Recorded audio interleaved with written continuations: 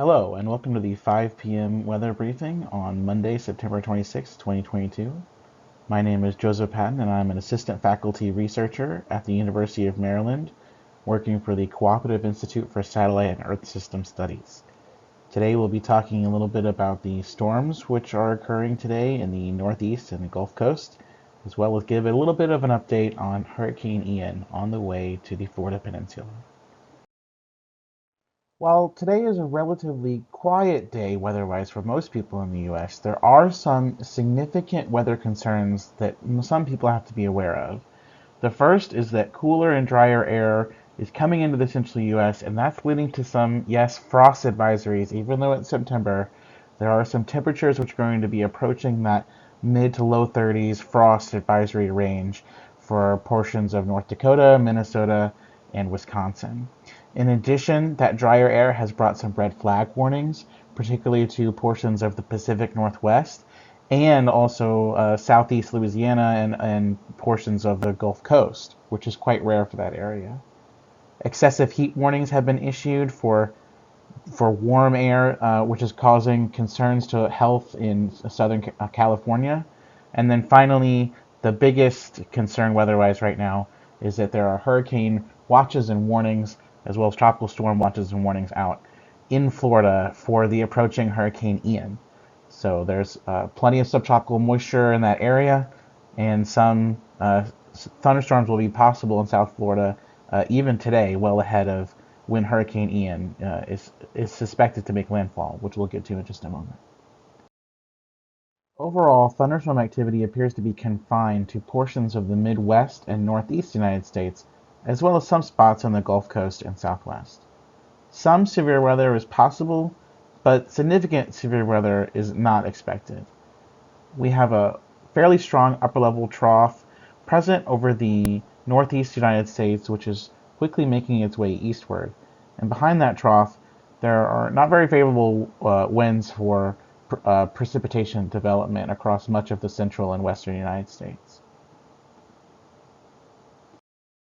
The most significant severe weather threat for portions of the United States through the end of this week is going to be Hurricane Ian. Currently, Hurricane Ian is strengthening south of Cuba as it passes west of the Grand Cayman Islands, which is where the radar imagery in the lower right is from. The National Hurricane Center is currently forecasting Hurricane Ian to strengthen into a major hurricane as it approaches the Florida Peninsula and Florida Panhandle. This could bring major impacts to that area, including damaging winds, torrential rainfall, and deadly storm surge. Right now, the hurricane wind speed probabilities from the National Hurricane Center show that there's increasing confidence that hurricane conditions will be felt somewhere along the Florida Panhandle and Florida Peninsula later this week. The ocean heat content from NOAA also shows that there's fairly warm ocean waters along the path of Hurricane Ian into the Gulf of Mexico, which could promote further strengthening and pose a risk to the United States. Looking at current satellite imagery shows that Hurricane Ian is fairly well formed and becoming mature just south of the western portion of Cuba as it churns northward into or towards the Gulf of Mexico.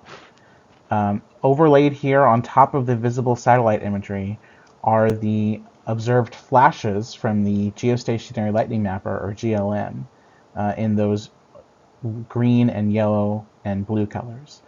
And what's being observed in this gridded product is that there are actually very few lightning flashes that the satellite can observe near that inner core of the storm, where the winds are strongest and the convection is most deep.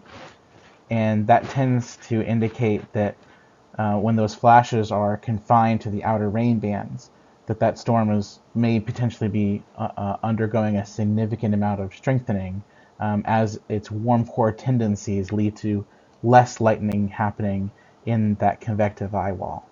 So this could indicate that Hurricane Ian is going to continue strengthening and achieve that major hurricane status as it approaches the United States. Putting it all together, while this is a relatively quiet and pleasant weather day for most of the United States, there are going to be some storms that are expected that could possibly bring some severe weather in the Northeast. as well as for extreme southern portions of the Florida Peninsula and the Florida Keys, as Hurricane Ian slowly makes its way towards the Gulf Coast, and that is going to be our most significant threat through the end of this week. Thanks for tuning in. We'll see you next time.